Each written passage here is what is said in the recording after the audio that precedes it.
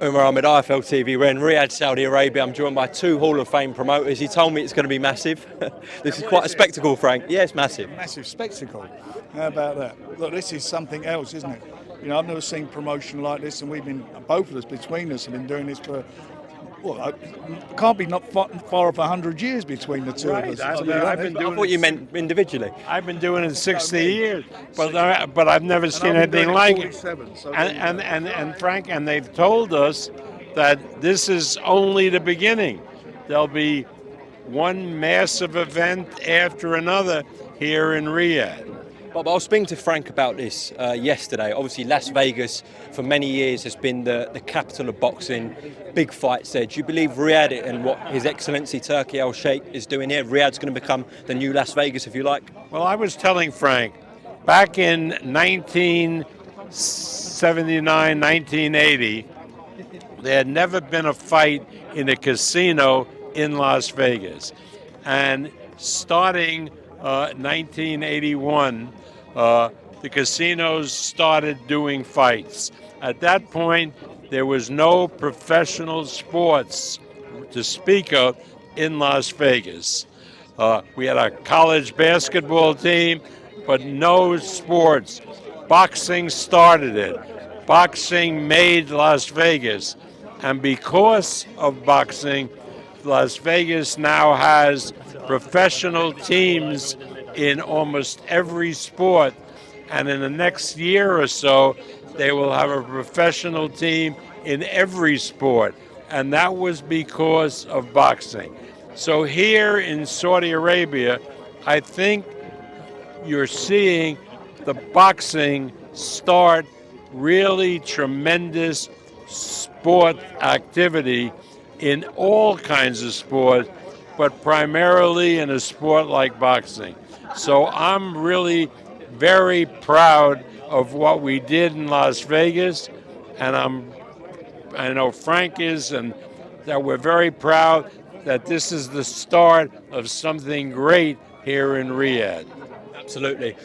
Frank, didn't ask you yesterday. TalkSport obviously banned from covering Tyson's fight this week. Are they not? They're not banned. They just the fight hasn't been sold to them. But let's get it right. I was seeing some of the things today. I see that they've done an interview. These are a couple of the guys said they wouldn't even be attending the fight. So I know what their problem is. You know, you can have an opinion. No one is against someone having an opinion. The problem is they're not informed opinions. And some of the things that were said were not right. And that's why even I got into heated debates with a couple of them on it. But you know what? It's on TNT. Watch it on TNT. That's where it's at. Bob, what's your views on that? I know you listen to TalkSport. My view is that, because I did the interview with TalkSport. Just to pick this back up here at the Grand Arrivals, Frank, you said you believe after the Ngannou fight this Saturday night we will get a confirmation of the date.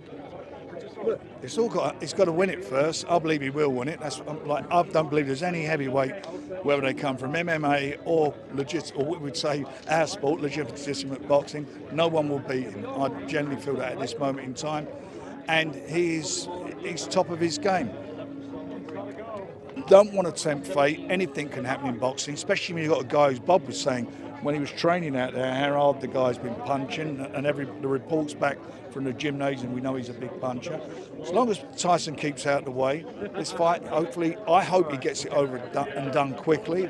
Quicker he gets it done, quicker we can look into the future. But you don't want to tempt fate. So fingers crossed that it will go the way we all want, and then we're in business for the unification. Full steam ahead for December 23rd, Bob? Yeah, well, Ngannou is very dangerous.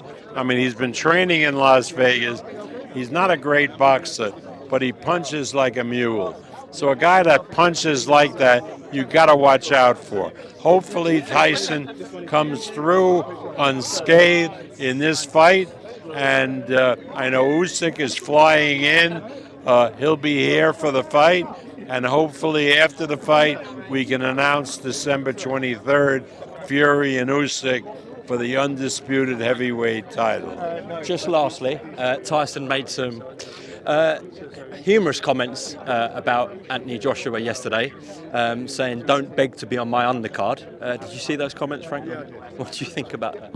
Look, you know, he was offered the fight without being on an undercard. He was offered twice to be the main event with Tyson, but it didn't happen. And I'm fed up talking about it.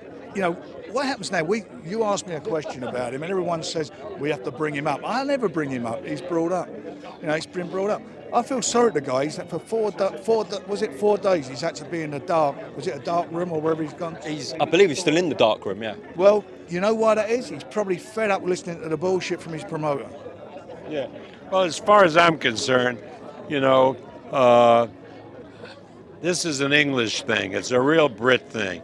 As far as I'm concerned, nobody in the United States really knows Anthony Joshua, because the only time he fought, I think, in the United States, Andy Ruiz knocked him out.